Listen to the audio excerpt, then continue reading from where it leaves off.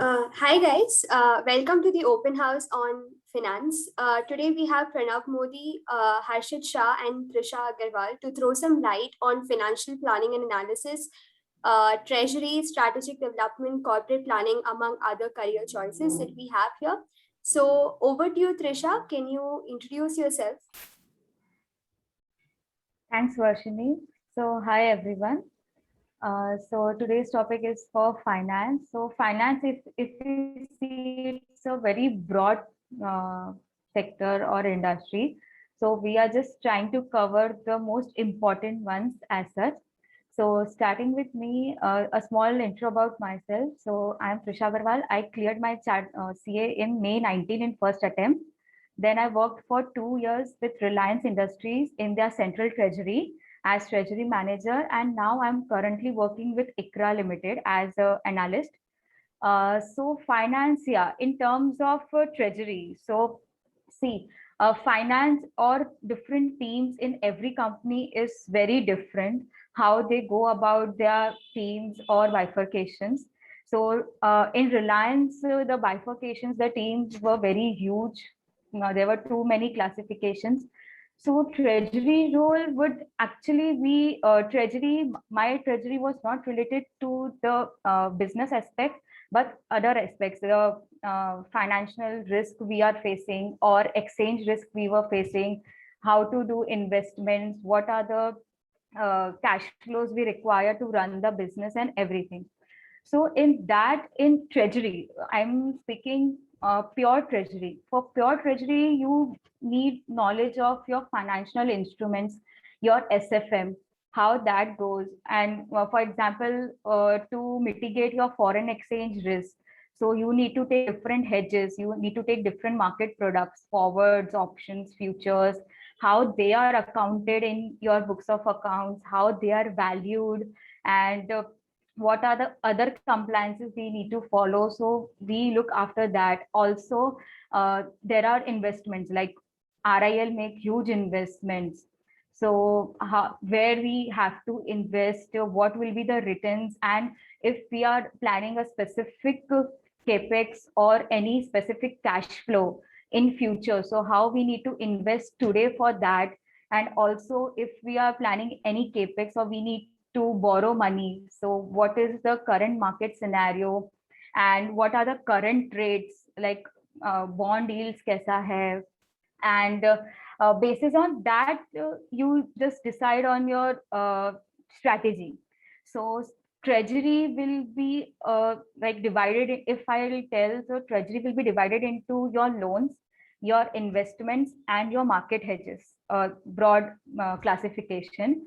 So in treasury aspect, yes, you need to have knowledge about the what is the current market rates going on, what are the current exchange rates going on, and all this interest rates going on. So this will form part of your treasury. So now over to Harshit. Thanks, Trisha. So, as the topic for today was finance, what Trisha covered is one of the aspects of finance, one of the major ones. So, if I have to, if you guys can just visualize a tree sort of a diagram, finance के अंदर सबसे major profile आएगा financial planning and analysis.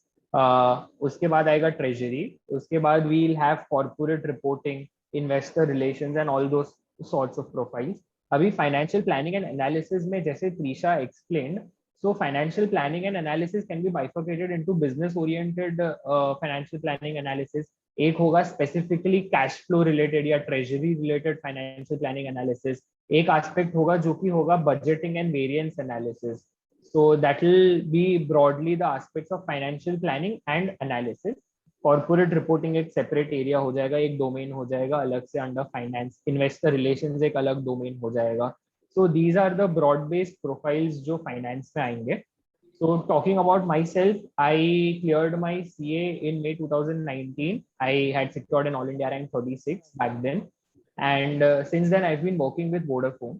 I joined as a management trainee, and currently I'm with them in their financial planning and analysis team. So basically, the main bracket which I spoke about, financial planning and analysis. Under that, the sub bracket which I'm looking at is financial planning and analysis for majorly the business, which is the profit and loss ka budgeting. Okay, how do we manage the revenue line items for a particular set of products for a particular vertical?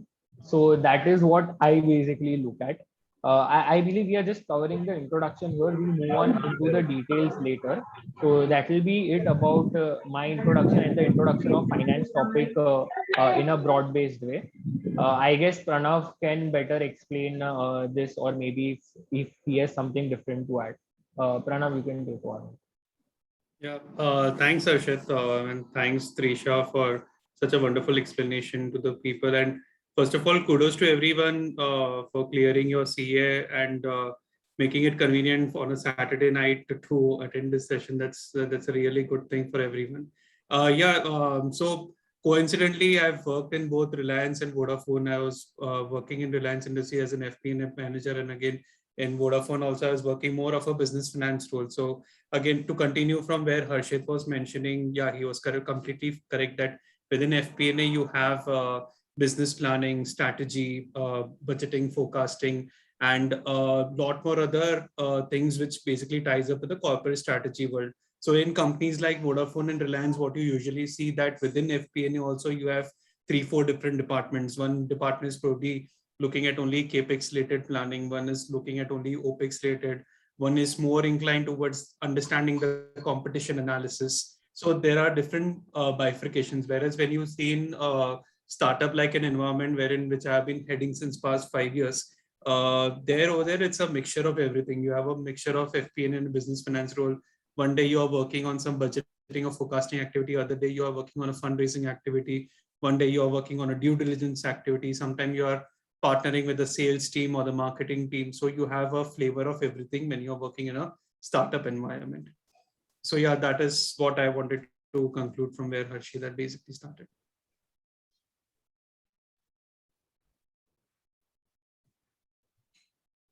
Thank you so much, Trisha, Harshit, and Pranav. I think we've given a broad overview on how the finance role works in corporate.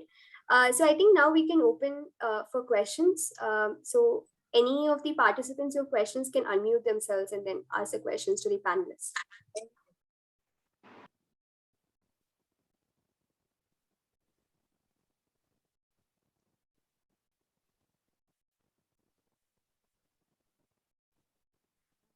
Here, I guess, just I would like to add, see, as freshers, you guys might be coming across job descriptions where there is mentioned accounting and that aspect. So you are like, see, finance, what we are speaking, those are all niche fields, treasury and FP&A, strategic planning and all that. But in many of the JDs, you might be coming across accounting. So FP&A, yes, accounting will form part of that. So you have to thoroughly analyze what is your JD in that finance. Like finance is a very broad term, as I said earlier also.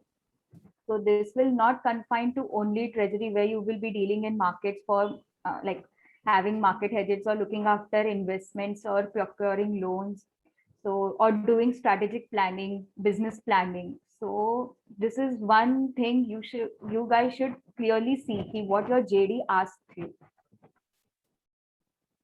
Hi, I have a question, Trisha, on the same line that you're saying. So when you say finance role, right? If it's just written finance role, does that then include the entire financial reporting aspect of it? The MIS budgeting and everything like that? See, this will depend upon the size of the company. A very small company, for finance, they will include all the aspects that we have told, like Harshit told or Pranav sir told.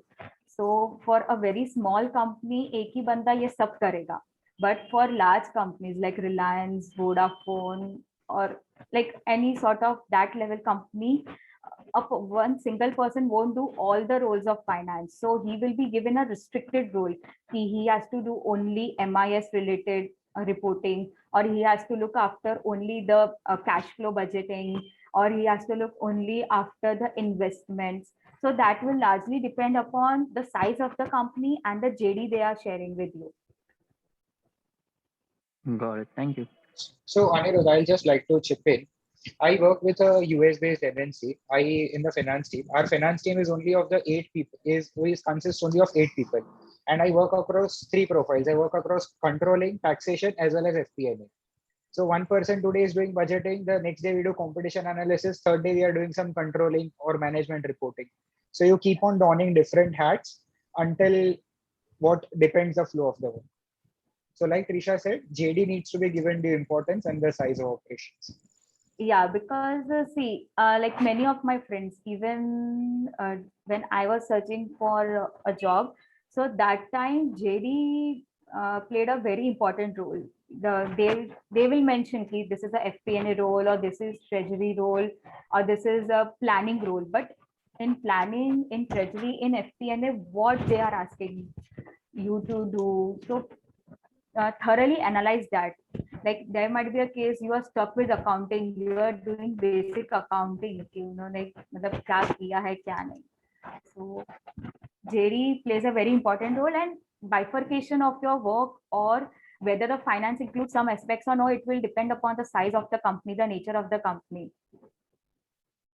So what you guys can basically do is you can always, either through LinkedIn or through platforms like Vision CA, you can reach out to people who have worked in that company. Like this is a coincidence. We had not met Pranav before. I personally had not met him before, but today I see him and I understand that he has worked with Vodafone as well as Reliance. So maybe I could have contacted him maybe previously and got to know about my role from him. What does a person in Vodafone do? So what you guys can do is you can reach out to people who have worked in that particular company. If you do not find the person who has worked in that company, find people who have worked in that industry, or find people who have worked in sort of वो company का competition, and you can better understand कि ये लोग जो JD में लिख रहे हैं, is it misguiding or is it actually the work which they'll be offering. So make sure you, after analyzing the JD in person, speak to people who have already performed that role or who are currently performing that role.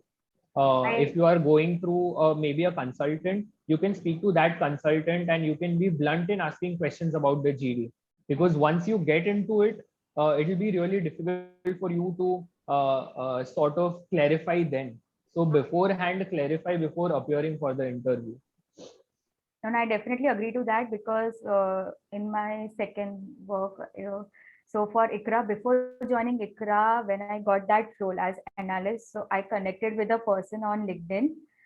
So he was also analyst. So I first asked him, what is the work culture, and like this is my JD. So how would you tell me actually mein jo JD mein likha hai, and what is the actual work we do, and what are the exit options? And so yes, definitely what Harshit told I did for my second company. So that is very important. Yeah, we have great inputs coming in from Trisha and Harshit.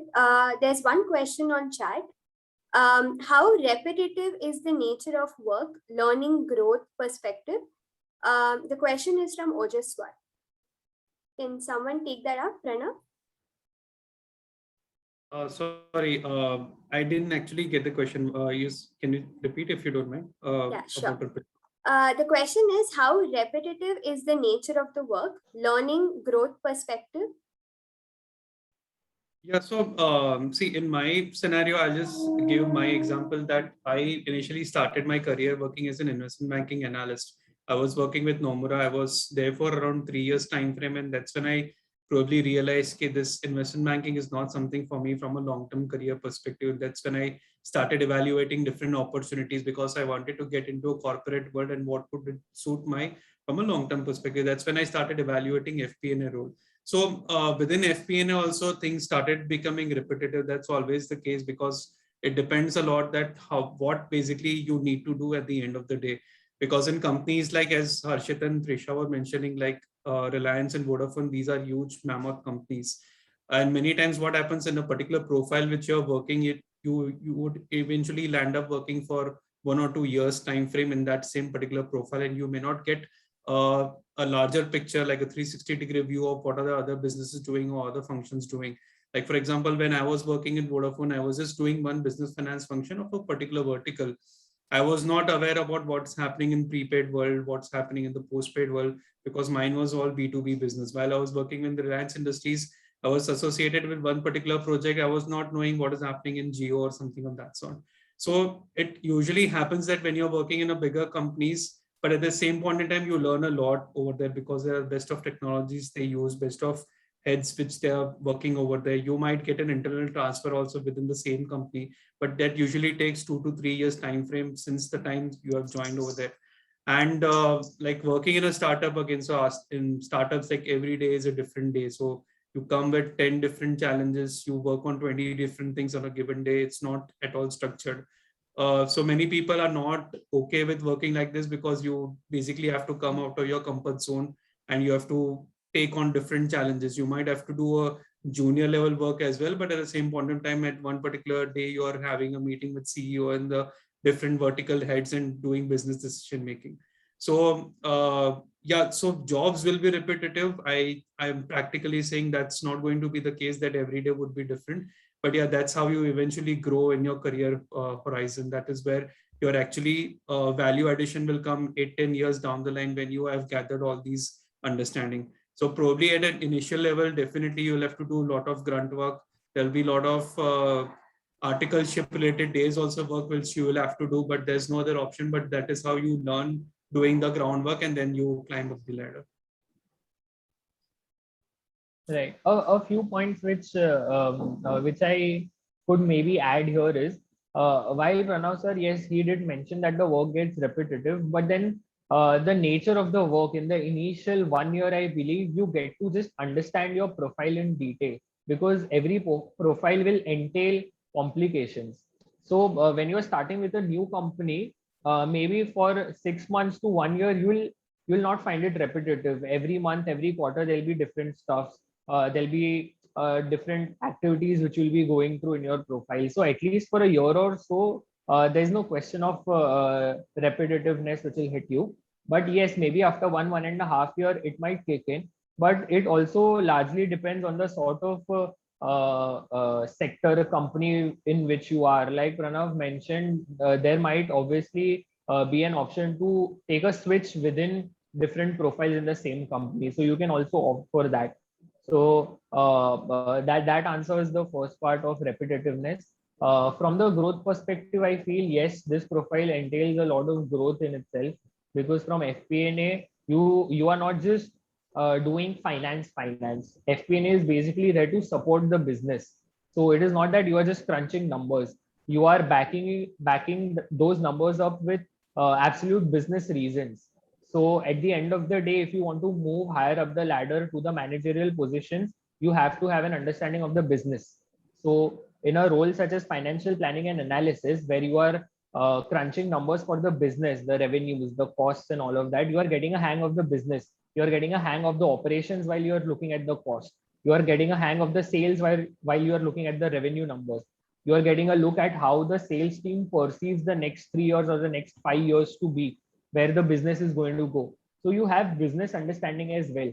So as such, the growth, in my opinion, is really very much there in an FP&A sort of a profile, because you are not just doing finance, you are also doing business. And the third point is every profile will give you how much you try to extract from it.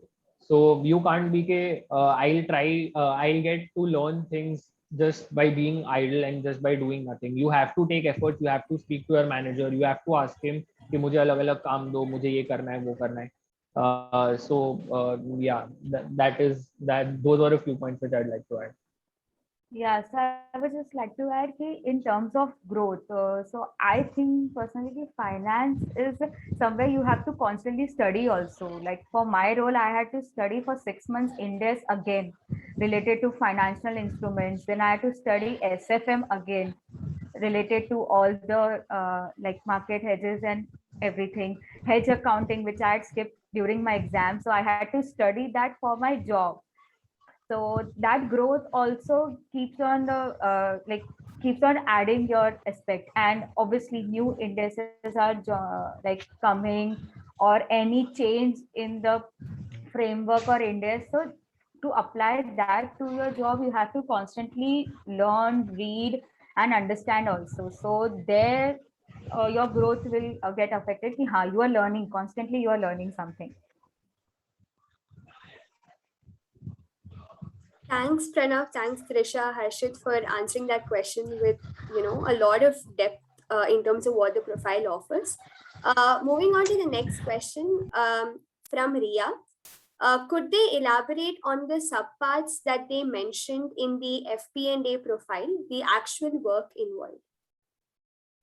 Anyone can take that up, Trisha?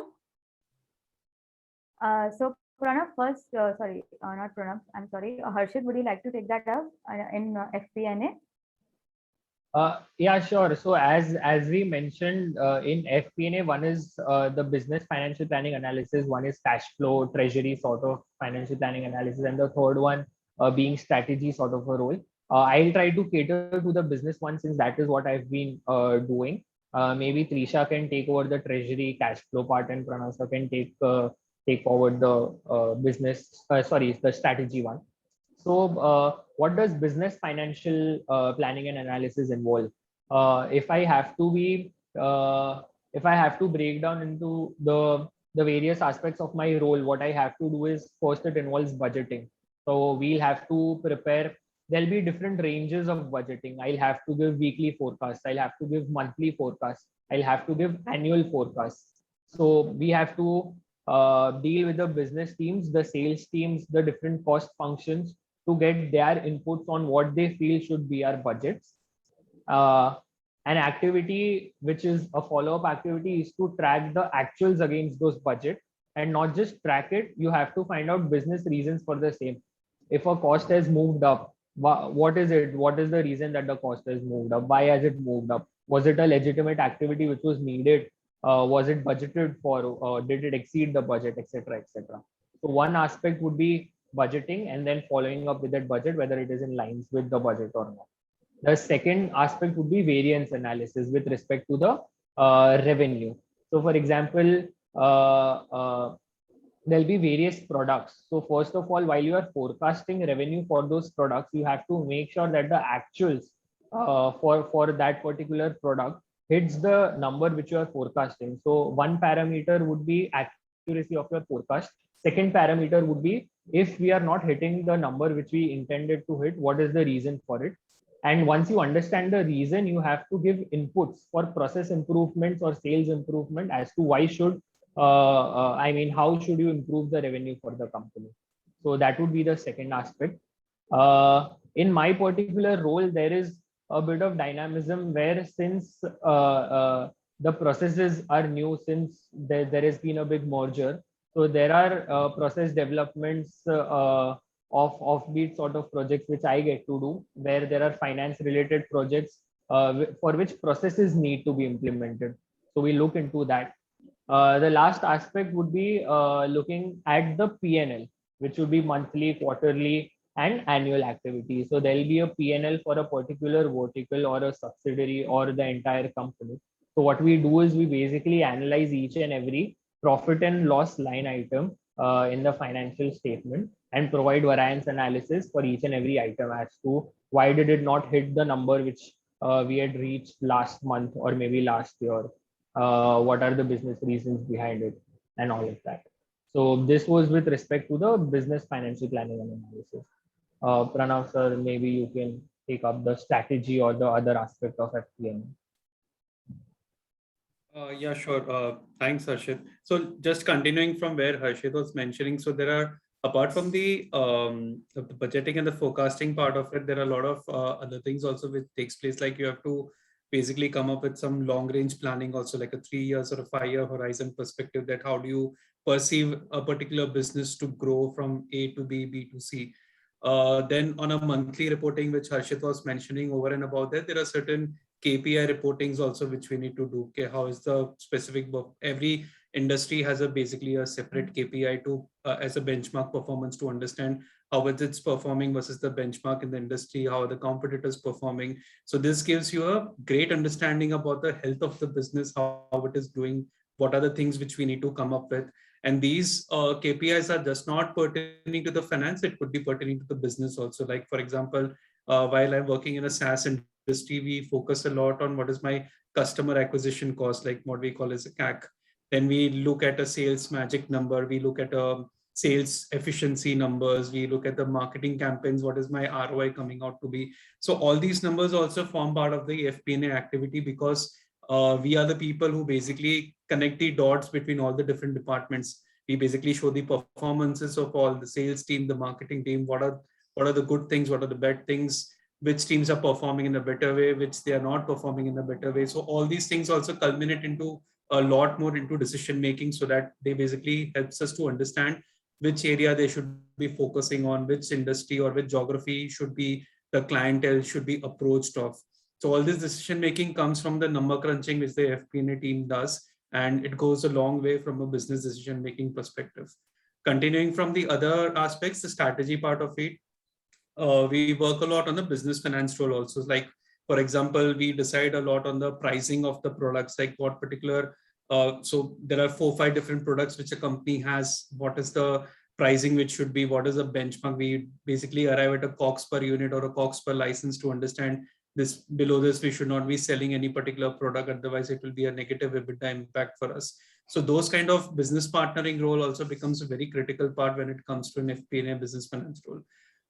Apart from that, there could be other cost optimization projects, revenue forecasting projects, which continuously we have to keep on working on, partnering with a lot of different people within the same department. That's where the FP&A and business finance people play a very critical role. They basically coordinate a lot. One day you're working with the HR team, one day you're working with the marketing, one day you're working with the product team. You're basically coming and making dashboards, making numbers meaningful to the management to make them understand. While these are the numbers, when you connect dots with the P&L or the balance sheet numbers, this is what it's making sense, which basically helps them to understand from a decision making perspective. Yeah, so that is what I'll just give a practical example of what Pranav said. My company purchases crude palm oil and makes it into vegetable vanaspati ghee. So what happens? I'll just give an example what happened in the previous month. My margins went down and the FP&A team was trying to figure out what happened. So we just understood that margins have gone down due to increase in cost, which is due to increase in the utilization of bleaching. Bleaching is required in more quantity if my raw material is of a bad quality. So we understood that the purchase team is not able to procure the right quality of goods. So this is how you connect the dots between different functions and you understand which department or which function is not working efficiently.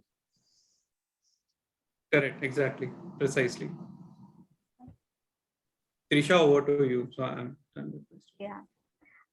So coming to treasury, so in treasury, it depends upon the size of the company, first of all.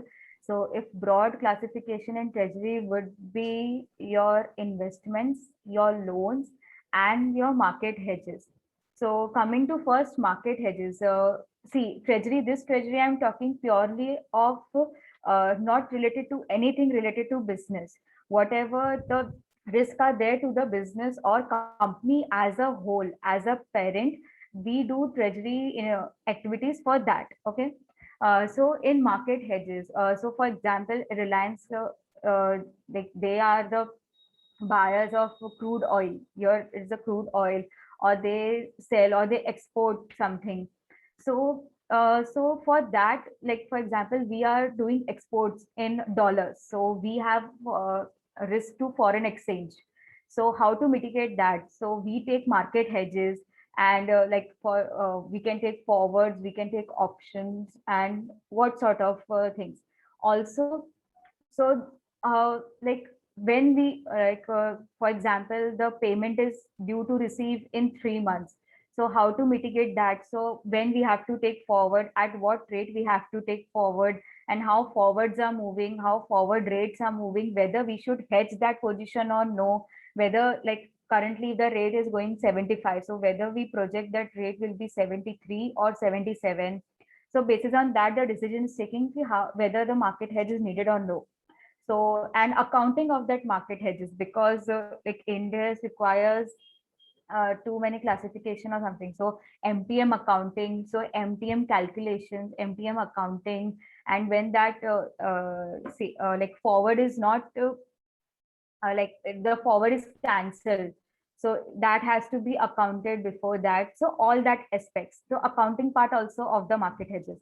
Now comes the investment. So like Reliance runs portfolio of 1.5 lakh crores. So invest in which fields we need to invest, in which instruments we need to invest, what are the yields, and how the market, like investment market kaisa hai, interest rates kaise hain. So looking that the future prospects, and then coming to the loan. So if we are planning any capex, yeah, like last in 2019, RIL took over all the loans of Geo. So obviously that loans are foreign currency loans. So to mitigate that, we take market hedges, and like what are the future cash flows expected. So basis on that, we take loan. Or if, for example, next year we need $100, for example, $100 we need. So for that $100, how much will be generated internally, how much we can get from investment, and then we thinking the balance amount we will borrow, or the borrowing cost is less, so we will borrow the entire amount. Also the market hedges, like we predict what will be the rate in next 3 months, 6 months, 1 year, 2 years, 3 years. So we do planning of 10 years like ahead.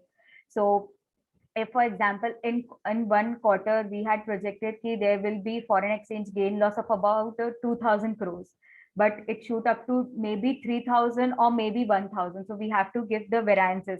For example, the last year was the most exceptional year in March ending, when the rate directly went to 75, 76 USD INR rates. So that time where we had to explain the variances, why there is so much of exchange loss, and whether we are taking proper hedges or no, whether the underlying, which is loan or maybe exports, are correctly hedged. And also we had to take decision whether that like whatever our exposure is, we have to completely hedge that exposure, we have to 50% hedge that position basis on what are the market conditions. So all these aspects will be covered in treasury.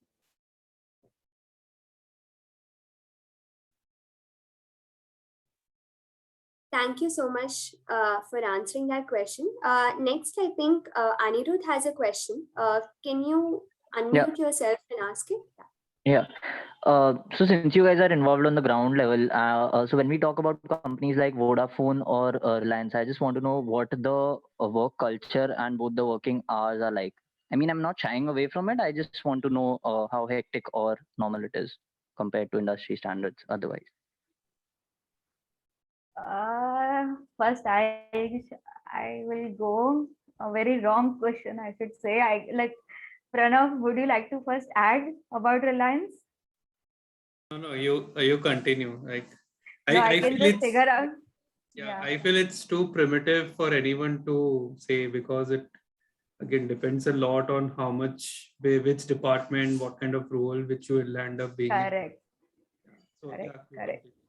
So that is very subjective, Anirudh. So it will entirely depend upon in which team you are, who's your manager, and who's your team head, and what they promote, what are their views, what are their like thinking. So that will largely depend on that.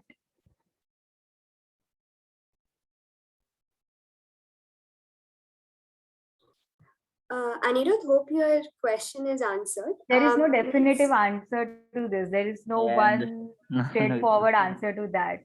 Got it. No issues. Varshini, I have one question. It is DM to me. So should I take that? Yeah, sure. So this is from Prachi. Is treasury too niche a field to enter into at this stage? Would you recommend to do some more general role before treasury? See, not too niche fields. Yes, so there are some aspects required for treasury, but it is not very difficult to get in that. And also, I guess that is a very good role. You learn a lot in like these niche treasury fields are not there in each and every company, the smaller ones. So you learn like too much. The exposure is quite good.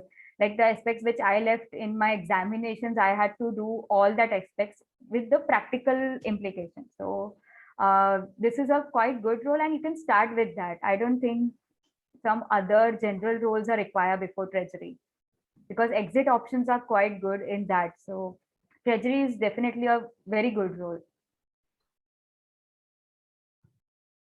Prachi, hope your question has been answered. Moving on, Nitanshu has a question. Can you unmute yourself and ask the panelist? Thanks, Roshni. Pranav, I just had a question from you. I had been working with an cost management department with an FMCG company for a year now. I just wanted to know if the FMCG industry or the industry such as the telecom or IT offers this department or this function as separately to the freshers, or is it just a part of business finance? Secondly, also, if any fresher is from an audit background or an tax background, what specific skills does he need to have on his CV, and also soft skills does he need to have, or technical skills he need to have, just to be on the front edge in an interview or in the role if he gets it. So the second question which you're asking, it's pertaining to the FP&A role, like shifting to FP&A role from an audit or taxation background? Yes. So just to give a heads up that right now, since I'm also hiring an FP&A manager in my company under my team, so we are not just focusing somebody who has worked only in FP&A role. So we look at people who have also worked in like an due diligence kind of a role, wherein they have worked with tech companies, prepare financial models, also validated those kind of things as well. Because primarily at the end of the day, what we look at what kind of analytical skills that person is able to bring onto the table, what are the different projects that person has worked upon to understand whether he or she will be able to deliver on those kind of scenarios as well. So it's just not, while FP&A role definitely would be preferable if you have that kind of an experience, but we also look at people from a due diligence background or probably from an investment banking background, somebody who has worked in a CA firm for an M&A related activities. So we do hire those kind of people as well from an FP&A perspective. Somebody working who is only working on a taxation background, that wouldn't be, I would be honest with you, we wouldn't prefer somebody like that to joining an FP&A team. Again, this is very subjective. I'm giving my own perspective, because that person, he or she has worked for a certain set of time for 2 years or 3 years in a taxation background. Then when person wants to move into an FP&A role, they have to start from scratch. So that is something which a lot of people may or may not be ready to do something like that, because you might have to take pay cuts and everything. So that is very difficult, I would say. But again, there would be cases where people have moved also. Right. Okay. Yeah. Can you reiterate your first question? Sorry, I just missed out on that. Yeah. So I was working with the cost management department. So basically, we work on projects where we try to reduce or control the cost of the products which we have. So I just wanted to understand, how does the industry work, because FMCG has different independent department of this cost management. Are there separate departments in IT and this companies like Vodafone, Reliance? Or is it just a part of, just a subset of business finance? Yeah, so you would see these kind of roles primarily into FMCG or pharma companies, wherein it's very crucial to understand like a cost of per unit kind of a thing. What is my coming for raw materials, let's say, or different kinds of costs we have. So for example, if you look at an IT company, you don't look into something like this because we don't have like a cost per unit kind of a thing. Something like a telecom, we probably look at what is my cost per minute coming out to be, what is my cost per data MB which is coming out. So every industry would have a different, you can say, reasons for having something like this. While in an FMCG, it will be a very important role because this plays a huge area wherein directly the GM gross margin are basically impacted with these kind of stuff. So this role primarily becomes very important in an FMCG or a pharma company primarily, but not so important in an IT kind of a setup, because it's a service industry at the end of the day and you don't need these kind of requirements. Right, got it. Thanks. Nitanshu, hope that answers your question.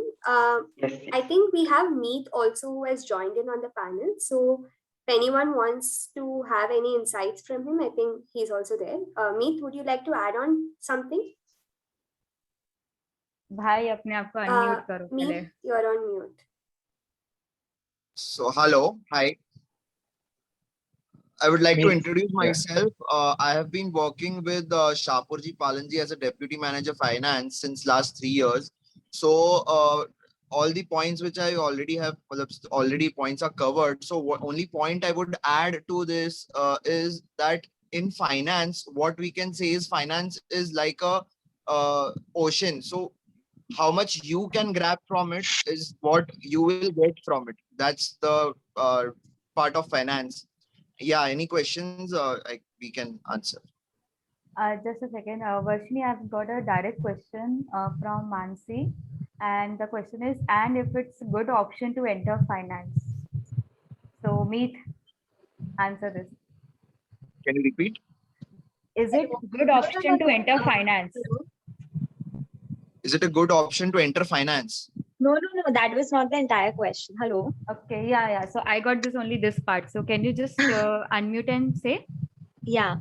Hi, I'm Mansi. So I just had a question like, is MIS, if I want to enter finance and I got a job offer for MIS executive role, so is that a good role to enter finance, basically the core finance roles, and what would be the career graph or the exit opportunities?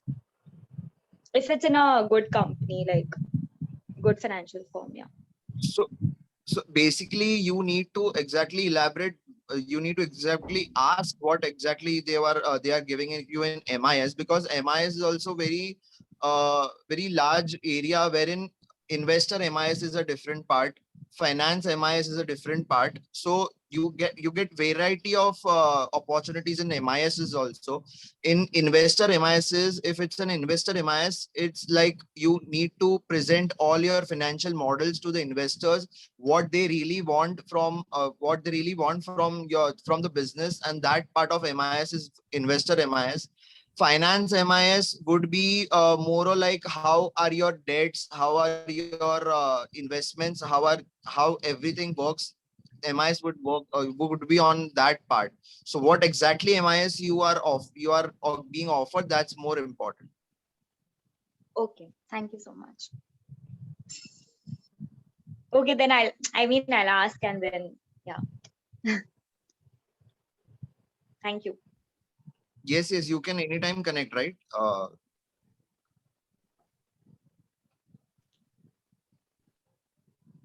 Mansi, hope your question was answered.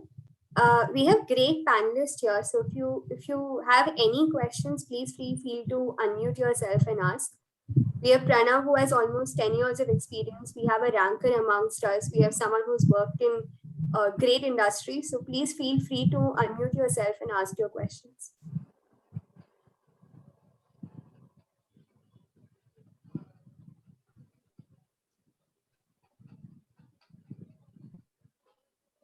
Trisha, probably you can answer one common question which comes to me quite often, that probably for a treasury function, do you think that people should pursue CFA as another degree if you want to progress in treasury? So I guess it's a right forum and you can probably cater to something like this. Yeah, so see, I myself is a CFA level 2 candidate.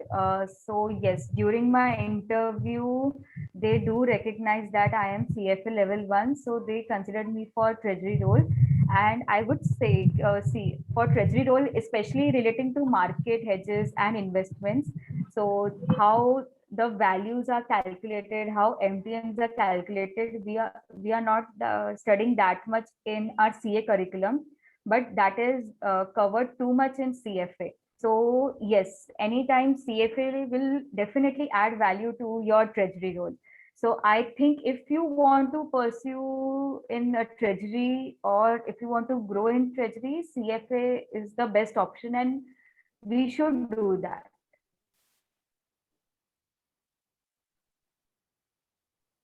Thank you, Trisha, for along with CFA.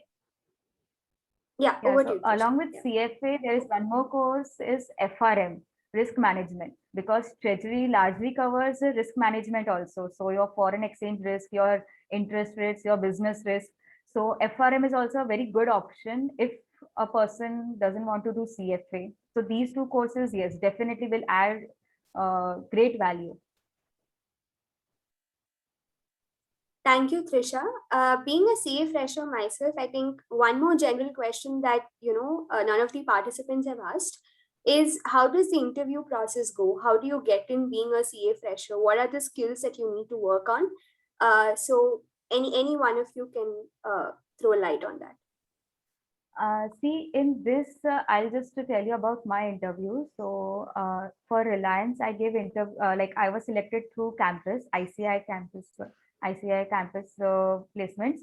So there, during that time, they were not sure in which team they will take me. So they just took an general interview. So what they did during that, because see, for freshers, they can't ask ki ye role mein kya hai, ye role, because obviously we don't have that much insight.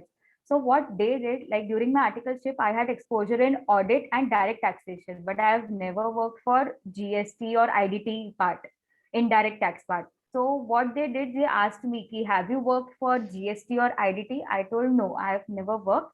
I have only like whatever I have studied for CA final, that's enough.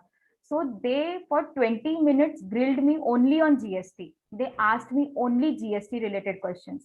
They didn't ask me any audit, any taxation questions. They were just, and obviously they won't ask you कि GST में ये commodity पे कितना rate लगता है. No, they won't ask you bookish knowledge. They will ask you how strong is your practical application of what you have studied, which you have not done in your articleship. So literally they gave me examples like one plant is in Jamnagar, one office is in Ghansoli, one is in Churchgate. So if we are transferring goods, so how can that be done, and different other questions. So for 20 minutes, like approx 7 to 8 questions were only and only related to GST. So no specific from that they, and then obviously few 1-2 questions would be very generic, like what was the like on that day, like previous day, Reliance के share का rate कितना चल रहा था, and what is the why Reliance was there in news recently, what happened because which they were in news. So all these things. So relating to treasury, they didn't ask me any single question, but yes, they can grill you on any for if they are going for investments. So they can ask like my colleague, they ask if the interest rates are going up or the yields are going up. So like bond prices, how the bond prices will go, and what are the 2-3 years of aspects like we are projecting, and if interest rates are low or whatever the case may be, like if we have an exposure after 2 years, so how you will go about that, what is the best investment decision if this much funds are given to you. So this can be treasury related questions. And if market hedges, so market hedges, like they will just ask you ki how accounting of forward is done, how MTM is calculated, and if a market hedges, like if forward is taken on, for example, on 1st March. So if 31st March the books are getting closed, so how it will be reported. Or if you have an export, like in exports in 3 months, for which you will be getting USD. So what strategies you can use to mitigate that exchange risk? Forwards kaise doge? What are the different strategies you can do in option, like butterfly strategies, triangle, and simple, what is called put, and how different scenarios you can use, how can 2-3 different options you can use, what is options and everything. So this would be core treasury related roles. Others can add to that. I think Pranav would be very best. Pranav would give the best answer. Only thing I would like to add is financial modeling. If you really want to go into financial modeling and the basic ratios which you need to be thorough with to get into any finance related role. Other thing, I think Pranav would be best because he has 10 years of experience and now he would be hiring such people. So he would give the best answer. Yeah. So yeah, Meet, you're absolutely bang on. So we would, even while I used to take a lot of mock interviews also for fresh CAs just to basically prepare them for interviews. So typically, what from a fresher we would look at the kind of experience what they had in their articleship days. For example, if you're going, let's say for an FP&A kind of a role, so try to bring in your analytical skill set which you would have used during your articleship time frame. It may not be that you have worked in an M&A division or and you've made financial models, but even while you're working for audit related work or a taxation related work, you could have portrayed some of those key milestones or key projects which you would have worked on, which basically shows that you had to apply a lot of analytical skills. You also had to work along with a lot of team members, like you were a team member, you had leadership skill sets. All these things also are really important when you are evaluating a candidate from an interview perspective. While technical things, what Meet and Trisha mentioned, that definitely those are the like must things which you know. Because I've seen a lot of people, I've interviewed few CA rank holders also, but when it came to interviews, they really fumbled upon simple things like tell me about some financial ratios, what you would do in this scenario, that scenario. Even despite knowing the answers, they really used to fumble while it came to these kind of mock interviews. So probably having these mock interviews, talking to a lot of people who are from the same fraternity, try to get more and more confidence on those kind of things will really help you a lot.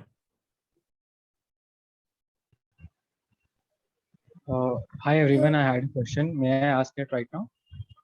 Yeah, sure, Piyush, carry on. So the question I have is largely the FP and A roles that I have heard are more on the industry side.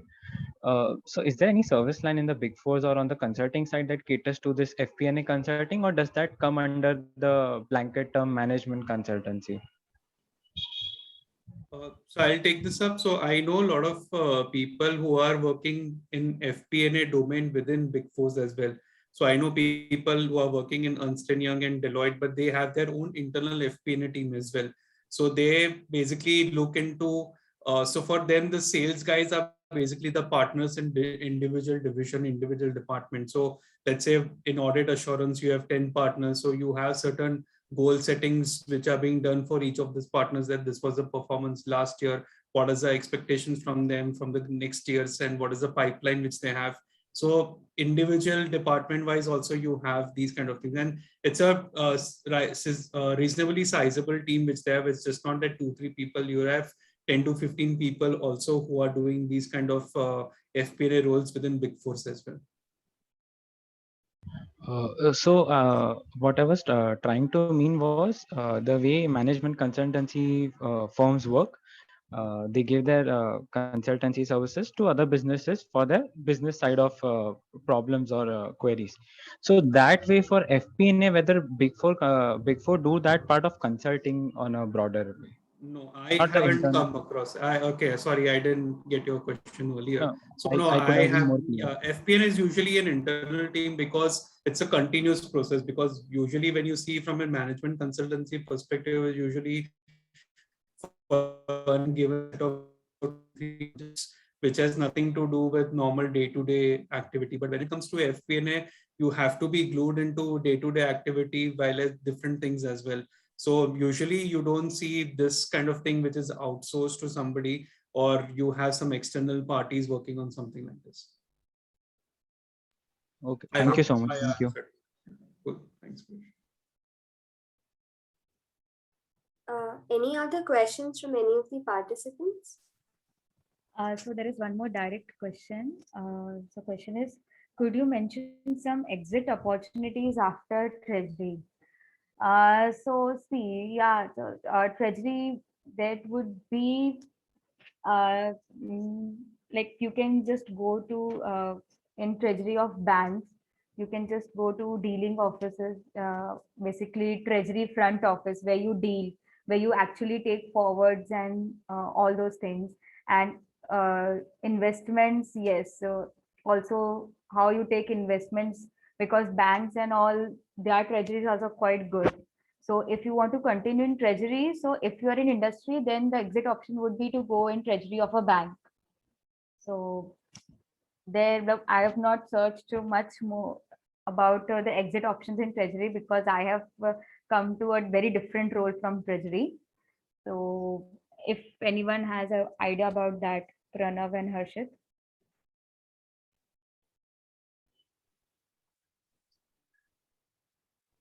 I'll just add one thing which has actually happened in the place where I work. The treasury team actually knows when the business requires the funds, what is the movement, how much there is a fluctuation in the working capital. So these guys were moved to the working capital management team since we have a very big project coming up. So a very well-versed exit opportunity would be moving into a business role, because treasury guys know what the funds are coming in, where they are getting invested, and how a capital budgeting evaluation process works.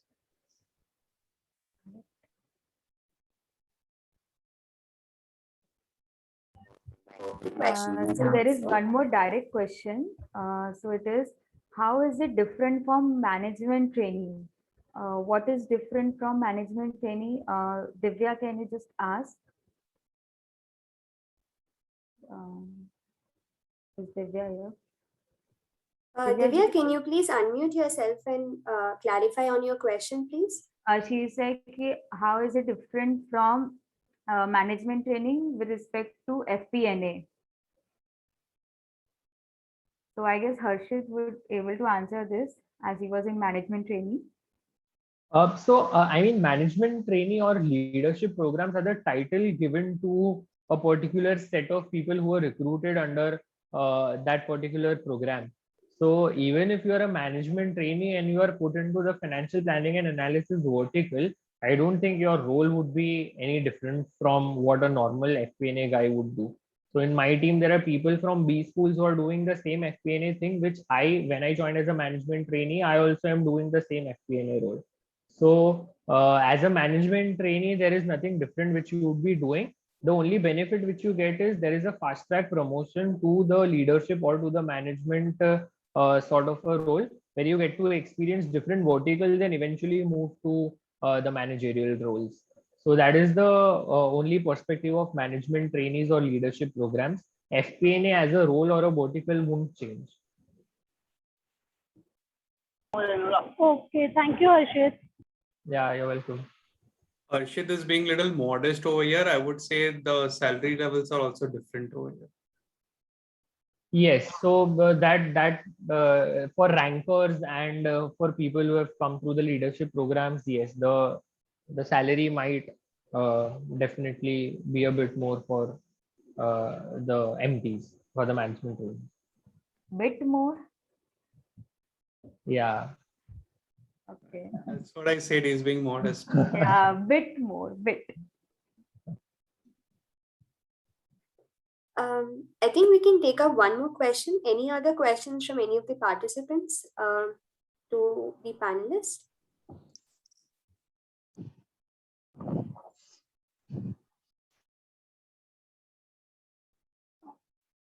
Komal, if you're wanting to you have a ask question? something, yeah, we are not able to hear you. Yeah, hi everyone. I have one question.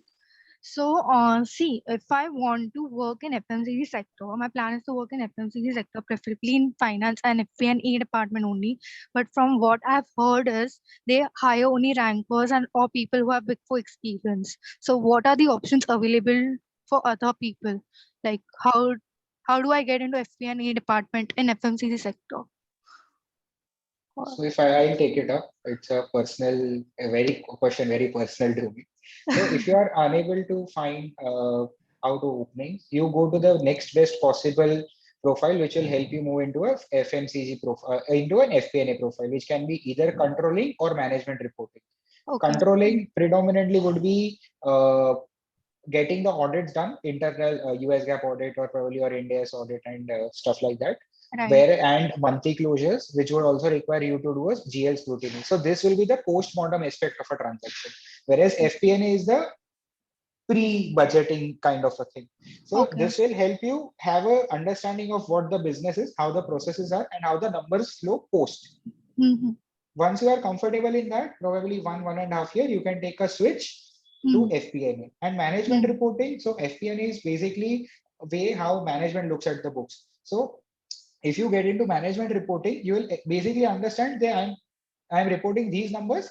This is the month on month, and then you will gain insight how the numbers are going, because that will also somewhere, some part will contain what my variances are and why the balance sheet and the P&L is showing these numbers. Okay. Oh, Okay, hi. got it. Oh, hi, I have a question. What is the significance of having a cost accounting degree on this side of things, the FP&A role?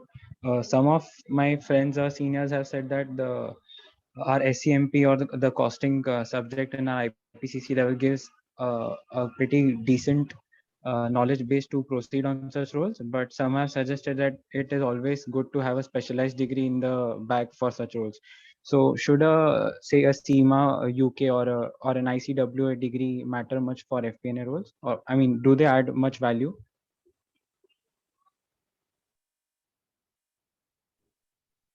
If I have to take that up, see, I feel it will totally depend on what role under FP&A you are assigned. For example, there might be an organization where somebody previously asked, like an FMCG, where cost controlling is really an important part. So if you are into a manufacturing FMCG sort of a company, there cost controlling, cost reduction plays a really important part. So in such companies, if you're specifically targeting to go into that sort of a role, then I believe your degree into specific subject of cost management might help. Otherwise, for the broader FP&A part, if it is business planning and all of that, I feel it won't matter much. However, having an additional degree does add value, because if you are comparing two CVs where one is done an additional degree and the other one is not, so it does add value to your CV, but then eventually it matters how much the role requires from you. So if you are appearing for a role which does really need you to have specialized knowledge in cost management, controlling, reduction, whatever, so there it might really help. But in a service or IT sort of an industry, I don't think it might add that much of a value. Thank you so much.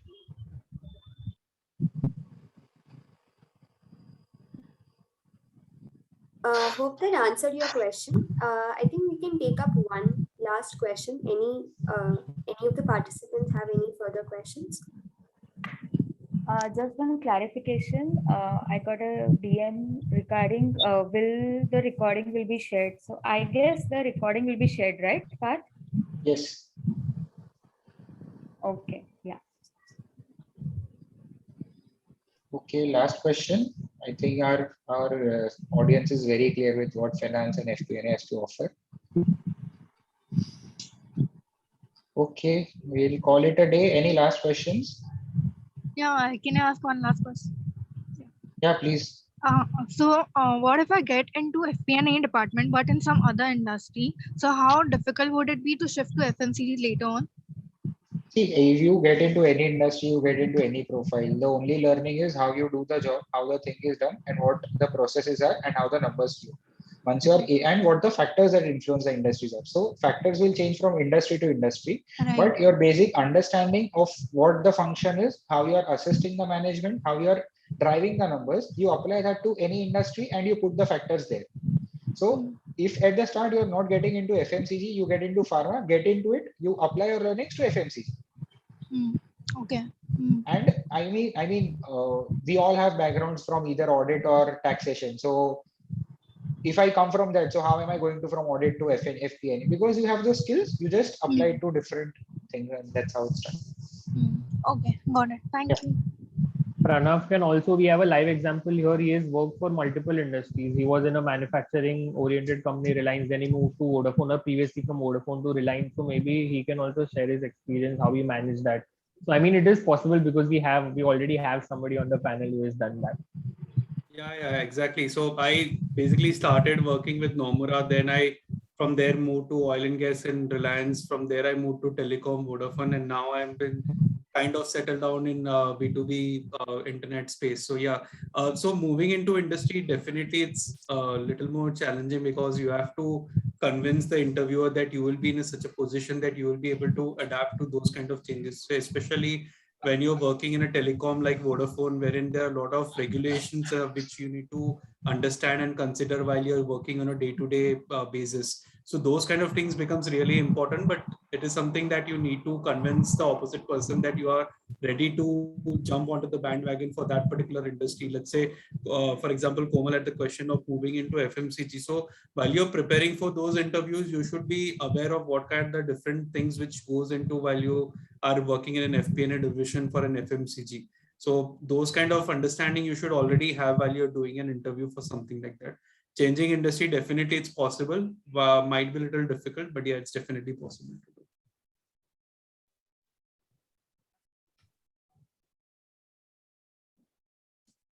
do. Trisha, any other DMs which you have gotten? No.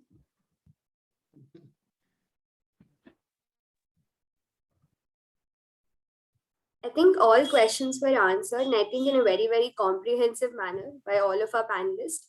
And we had a very, very experienced panelist. I think mostly because of Pranav joining in with 10 years of experience. So thank you all for sharing your journey, your experiences, and for giving us such a great, learnings about the FP&A profile and overall about the finance profile as well. So thank you so much for joining in, and I hope all the participants also have a lot to take home from the open house today. So thank you so much for joining in. Take care and stay safe. Thank you. Thank you, Bye. everybody. Thank Bye. you. Thanks. Thank you. Bye. Good night. Bye. Good night. Thanks, Pranav, for joining in today. No worries, anytime. Thanks. Bye.